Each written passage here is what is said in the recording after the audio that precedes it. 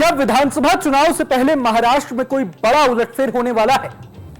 आखिर शरद पवार का फिर से सक्रिय होना एनडीए की चिंता क्यों बढ़ा रहा है? क्या अजित पवार गुट के विधायक शरद पवार को फिर से ज्वाइन करना चाहते हैं? और सबसे बड़ा सवाल तो यह कि शिंदे और अजित की असंतुष्टि को बीजेपी कैसे दूर करेगी? नमस्कार, मैं हूं रोहन शर्मा और आप देख रहे हैं न्यूज नेशन।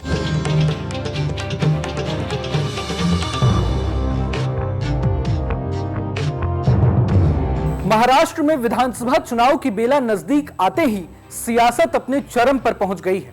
सियासी गहमा गहमी के बीच अब एनसीपी शरद पवार गुट के नेता और खुद शरद पवार के पोते रोहित ने अजित पवार को लेकर एक बड़ा दावा किया है। रोहित पवार ने कहा है कि अजित गुट के करीब 19 विधायक उनके संपर्क में हैं और मॉनसून सत्र खत्म होते ही वे घर वापसी कर लेंगे। रोहित ने यह भी कहा है कि ये विधायक अभी पाला नहीं बदल सकते क्योंकि ऐसा करने पर इन्हें मॉनसून सत्र का फंड नहीं मिलेगा। अब रोहित पवार अचानक से इतना बड़ा दावा क्यों कर रहे हैं, इसके पीछे उनकी क्या चाल हो सकती है, ये भी जानेंगे। लेकिन फिलहाल सवाल ये उठता है कि क्या अजित पवार के विधायक उनका साथ छोड़ना चाहते भी हैं या नहीं। साथ ही साथ अगर ये 19-20 एमएलए बगावत कर भी दें तो इससे एनडीए खेमे को कितना नुकसान होगा। जानकारों का तो मानना है कि लोकसभा चुनाव से निकले जनता के मूड को भांपकर शिंदे और अजित के विधायकों में बेचैनी बढ़ गई है। इसकी वजह है कि महाविकास अघाड़ी को राज्य की 288 विधानसभा सीटों में से 150 पर लीड मिली है। इसलिए ये तमाम विधायक जल्द से जल्द पाला बदलकर अपना फ्यूचर सिक्योर करना चाहते हैं। हालांकि ये इतना आसान भी नहीं होने वाला है। दूसरी बात ये कि इन विधायकों के पाला बदलने से एनडीए को कितना नुकसान हो सकता है। महाराष्ट्र विधानसभा की बात करें तो बहुमत के लिए 144 का जादुई आंकड़ा पार करना जरूरी है। इस वक्त राज्य में बीजेपी के पास 103 सीटें, तो वहीं एनसीपी अजित पवार के पास 40 और एकनाथ शिंदे की शिवसेना के पास 38 विधायक हैं। अन्य दलों की सीटों को जोड़ने के बाद एनडीए के खाते में महाराष्ट्र की 203 सीटें आ जाती हैं। ऐसे में अगर अजित पवार के 19 या 20 विधायक टूट भी जाते हैं तो भी मौजूदा सरकार बहुमत के आंकड़े से करीब 39 सीटें आगे रहेगी।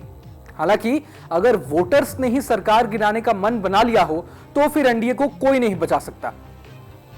अब एक बार फिर वापस लौटकर रोहित पवार के उस दावे पर आते हैं।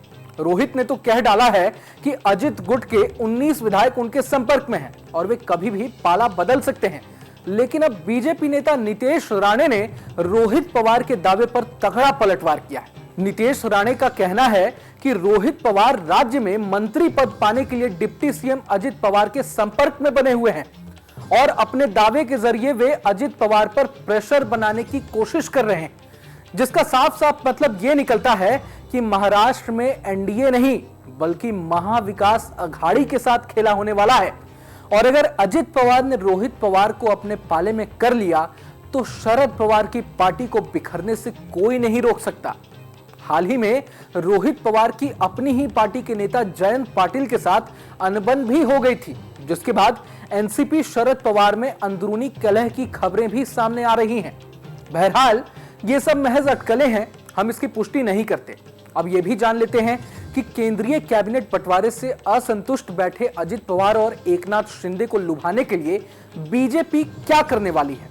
कहा जा रहा है कि बीजेपी सीटों के बंटवारे में हावी ना हो, इसलिए शिवसेना अभी से अपना रुख साफ करती नजर आ रही है। जानकारी के मुताबिक एनसीपी अजित पवार ने तो बीजेपी से विधानसभा की 80 से 90 सीटें मांग ली हैं। महाराष्ट्र कैबिनेट विस्तार की खबरों के बीच कल देर रात सीएम एकनाथ शिंदे और दोनों डिप्टी सीएम ने एक साथ बैठक भी की है।